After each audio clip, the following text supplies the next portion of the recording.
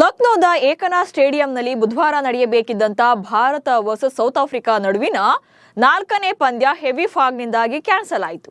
ಹೀಗಾಗಿ ಎಲ್ಲರ ಕಣ್ಣು ಈಗ 5ನೇ ಪಂದ್ಯದ ಮೇಲಿದೆ. ನಾಳೆ ಅಂದ್ರೆ ಶುಕ್ರವಾರ ಗುಜರಾತ್ನ ನರೇಂದ್ರ ಮೋದಿ ಸ್ಟೇಡಿಯಂನಲ್ಲಿ ಸರಣಿಯ ಕೊನೆ ಪಂದ್ಯ ನಡೆಯಲಿದೆ. ಭಾರತ ಸರಣಿಯನ್ನ ಗೆಲ್ಲಬೇಕು ಅಂದ್ರೆ ಮಸ್ಟ್ ಅಂಡ್ ಶುಡ್ ಈ ಪಂದ್ಯವನ್ನ ಗೆಲ್ಲಲೇಬೇಕು.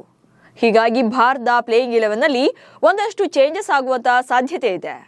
ಅದರಲ್ಲೂ ಕೂಡ ಶುಭ್ಮನ್ ಗಿಲ್ ಸರಣಿಯಿಂದಲೇ ರೂಲ್ಡ್ ಔಟ್ ಆಗಿರೋ ಸುದ್ದಿ ಇದೆ. ಗಿಲ್ ಹೊರಬಿದ್ರೆ ಸಂಜುಗೆ ಚಾರ್ಜ್ ಪಕ್ಕನ. ಗಿಲ್ ಡ್ರಾಪ್ಗೆ ಇಂಜುರಿ ನೆಪ ಹೇಳಿದ್ರ. ಹೇಗಿರುತ್ತೆ ಫೈನಲ್ ಟೀಮ್? ಈ ಬಗೆಗಿನ ಒಂದಷ್ಟು ಡೀಟೇಲ್ಸ್ ಅನ್ನ ಈ ವಿಡಿಯೋದಲ್ಲಿ ಹೇಳ್ತೇನೆ. ನಾನು ಶಾಂತ. ನೀವು ಸುದ್ದಿಯಾನದ ಸಬ್ಸ್ಕ್ರೈಬರ್ ಆಗೋದಿಕ್ಕೆ ಮರಿಬೇಡಿ. ಭಾರತ ಮತ್ತು ಸೌತ್ ಆಫ್ರಿಕಾ ನಡುವಿನ 4ನೇ ಪಂದ್ಯಕ್ಕೂ ಮುನ್ನವೇ T20 ತಂಡದ ವೈಸ್ ಕ್ಯಾಪ್ಟನ್ ಶುಭ್ಮನ್ ಗಿಲ್ ತಂಡದಿಂದ ಹೊರಬಿದ್ದಿದ್ರು. ನೆಟ್ಸ್ನಲ್ಲಿ ಪ್ರಾಕ್ಟೀಸ್ ಮಾಡುವಾಗ ಗಾಯಕ್ಕೆ ತುತ್ತಾಗಿ ಸರಣಿಯಿಂದಲೇ ರೂಲ್ಡ್ ಔಟ್ ಆಗಿದ್ದಾರೆ. ಹೀಗಾಗಿ ಗಿಲ್ ಸೌತ್ ಆಫ್ರಿಕಾ ವಿರುದ್ಧದ ಸರಣಿಯಲ್ಲಿ ಮುಂದುವರಿಯೋದಿಲ್ಲ ಅಂತ PTIನಲ್ಲಿ ವರದಿಯಾಗಿದೆ. ನಾಳಿನ ಪಂದ್ಯಕ್ಕೂ ಗಿಲ್ ಆಬ್ಸೆನ್ಸ್ ಇದ್ರೆ ಸಂಜು ಸ್ಯಾಮ್ಸನ್ ಇನ್ನಿಂಗ್ಸ್ ಅನ್ನ ಆರಂಭ ಮಾಡೋದು ಪಕ್ಕಾ ಇದೆ.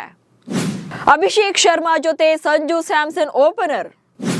ಶುಭ್ಮನ್ ಗಿಲ್ ಸರಣಿಯಿಂದ ಹೊರಬಿದ್ರು ಕೂಡ ಅವರ ಪ್ಲೇಸ್ಗೆ ಯಾರನ್ನು ರಿಪ್ಲೇಸ್ ಮಾಡಿಲ್ಲ, ಅಂದ್ರೆ ಯಾರನ್ನು ಕೂಡ ತಂಡಕ್ಕೆ ಆಯ್ಕೆ ಮಾಡಿಕೊಂಡಿಲ್ಲ. ಹೀಗಾಗಿ ನಾಳಿನ ಪಂದ್ಯಕ್ಕೆ ಗಿಲ್ ಬದಲಿಗೆ ಸಂಜುನೇ ಇನ್ನಿಂಗ್ಸ್ ಅನ್ನ ಆರಂಭ ಮಾಡುವಂತ ಸಾಧ್ಯತೆ ಇದೆ. ಅಭಿಷೇಕ್ ಶರ್ಮಾ ಜೊತೆ ಓಪನರ್ ಆಗಿ ಕಣಕ್ಕಿಳಿಯಬಹುದು.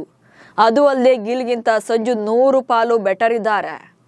ಗಿಲ್ 2025ರಲ್ಲಿ ಆಡಿರುವಂತಹ 15 T20 ಪಂದ್ಯಗಳಲ್ಲಿ 24.25 ಸರಾಸರಿಯಲ್ಲಿ 291 ರನ್ಗಳನ್ನ ಸ್ಕೋರ್ ಮಾಡಿದ್ದಾರೆ. ಇದರಲ್ಲಿ ಒಂದೇ ಒಂದು ಅರ್ಧ ಶತಕ ಕೂಡ ಬಂದಿಲ್ಲ. ಆದರೆ ಸಂಜು ಸ್ಯಾಮ್ಸನ್ 2024ರ T20 ವಿಶ್ವಕಪ್ ಬಳಿಕ ಓಪನರ್ ಆಗಿ 13 ಪಂದ್ಯಗಳಲ್ಲಿ 43.60 ಸರಾಸರಿಯಲ್ಲಿ 436 ರನ್ಗಳನ್ನ ಗಳಿಸಿದ್ದಾರೆ. ಇದರಲ್ಲಿ 3 ಶತಕಗಳು ಕೂಡ ಸೇರಿವೆ. ಹೀಗಿದ್ರೂ ಅವರನ್ನ ತಂಡದಿಂದ ಹೊರಗಿಡಲಾಗಿದೆ. ಇದೀಗ ಶುಭ್ಮನ್ ಗಿಲ್ ಗಾಯಗೊಂಡಿರೋದ್ರಿಂದ ಸಂಜುಗೆ ತಂಡದಲ್ಲಿ ಚಾನ್ಸ್ ಸಿಗುವಂತ ಚಾನ್ಸಸ್ ಜಾಸ್ತಿ ಇದೆ. 2026ರ T20 ವಿಶ್ವಕಪ್ ಹಿನ್ನೆಲೆಯಲ್ಲಿ ಸಂಜು ಓಪನರ್ ಆಗಿ ಆಡೋದೇ ಬೆಸ್ಟ್ ಇದೆ. ಇದೆಲ್ಲ ಒಂದ್ ಕಡೆಯಾದ್ರೆ ಗಿಲ್ ನಿಜವಾಗ್ಲೂ ಕೂಡ ಇಂಜುರಿ ಆಗಿದ್ದಾರಾ ಅಥವಾ ಡ್ರಾಪ್ ಮಾಡಿ ಗಾಯದ ನೆಪ ಹೇಳಿದ್ರ ಎನ್ನುವಂತ ಅನುಮಾನ ಕೂಡ ಇದೆ. ಸೌತ್ ಆಫ್ರಿಕಾ ವಿರುದ್ಧವೂ ಕಮ್ ಬ್ಯಾಕ್ ಮಾಡದ ಗಿಲ್ಗೆ ಇಂಜುರಿ ಆಗಿದ್ದು ನಿಜಾನ ಇಲ್ವಾ ಅನ್ನೋದಕ್ಕಿಂತ ಸರಣಿಯಿಂದಲೇ ಗಿಲ್ರನ್ನ BCCI ಡ್ರಾಪ್ ಮಾಡಿ ಇಂಜುರಿ ತೇಪೆ ಹಚ್ಚಿದ್ರ ಎನ್ನುವಂತ ಅನುಮಾನ ಇದೆ. ಯಾಕಂದ್ರೆ ಏಷ್ಯಾ ಕಪ್ ಆಸೀಸ್ ಸೀರೀಸ್ ನಲ್ಲೂ ಕೂಡ ಸದ್ದು ಮಾಡದಂತ ಗಿಲ್ ಸೌತ್ ಆಫ್ರಿಕಾ ಸೀರೀಸ್ ನಲ್ಲಿ ಕಮ್ ಬ್ಯಾಕ್ ಮಾಡ್ತಾರೆ ಎನ್ನುವಂತ ನಿರೀಕ್ಷೆ ಇತ್ತು. ಆದ್ರೆ ಇಲ್ಲೂ ಕೂಡ ಬಿಗ್ ಫೇಲ್ಯೂರ್ ಆಯ್ತು. ಆಡಿದಂತ 3 ಪಂದ್ಯಗಳಲ್ಲಿ ಗಿಲ್ ಕೇವಲ 37 ರನ್ಗಳನ್ನ ಕಲೆ ಹಾಕಿದ್ರು. ಕಟಕ್ನಲ್ಲಿ ನಡೆದ ಮೊದಲ ಪಂದ್ಯದಲ್ಲಿ 4 ರನ್, ಹಾಗೆ ಮುಲ್ಲನ್ಪುರದಲ್ಲಿ ನಡೆದ 2ನೇ ಪಂದ್ಯದಲ್ಲಿ ಖಾತೆಯನ್ನೇ ತೆರೆಯಿಲ್ಲ, ಡಕ್ ಔಟ್. ಇನ್ನು ಧರ್ಮಶಾಲಾದಲ್ಲಿ ನಡೆದಂತ 3ನೇ ಪಂದ್ಯದಲ್ಲಿ 28 ರನ್ಗಳನ್ನ ಕಲೆ ಹಾಕಿದ್ರು. ಈ 28 ರನ್ಗಳಿಗಾಗಿ 28 ಎಸೆತಗಳನ್ನ ಎದುರಿಸಿದ್ದು ಕೂಡ ವಿಶೇಷವಾಗಿತ್ತು. ಇನ್ನು ಸರಣಿಯ ಸರಾಸರಿ 10.66 ಆಗಿದ್ದು 103ರ ಸ್ಟ್ರೈಕ್ ರೇಟ್ ನಲ್ಲಿ ಬ್ಯಾಟ್ ಬೀಸಿದ್ದಾರೆ. ಸೊ T20 ಫಾರ್ಮೆಟ್ ನಲ್ಲಿ ಗಿಲ್ ಎಷ್ಟು ಕಳಪೆ ಫಾರ್ಮ್ ನಲ್ಲಿ ಇದ್ದಾರೆ ಅನ್ನೋದಕ್ಕೆ ಇದು ಬೆಸ್ಟ್ ಎಕ್ಸಾಂಪಲ್ ಆಗಿದೆ. ಗಿಲ್ ಹೊರಬಿದ್ರೆ ಸಂಜುಗೆ ಸಿಗುತ್ತಾ ನ್ಯಾಯ? ಆಕ್ಚುಲಿ ಶುಭ್ಮನ್ ಗಿಲ್ಗೆ ಇಂಜುರಿ ಆಗಿದೆ, ಅವರು ಕೊನೆ ಪಂದ್ಯಗಳನ್ನ ಆಡಲ್ಲ ಅನ್ನೋದು ಗೊತ್ತಾದಾಗ ತುಂಬಾ ಜನರಿಗೇನು ಶಾಕ್ ಆಗಿಲ್ಲ ಅಥವಾ ಬೇಸರ ಅಂತೂ ಮೊದಲೇ ಆಗಿಲ್ಲ. ಯಾಕಂದ್ರೆ ಎಲ್ಲರ ಕನ್ಸರ್ನ್ ಇದ್ದದ್ದು ಸಂಜು ಸ್ಯಾಮ್ಸನ್ ಮೇಲೆ.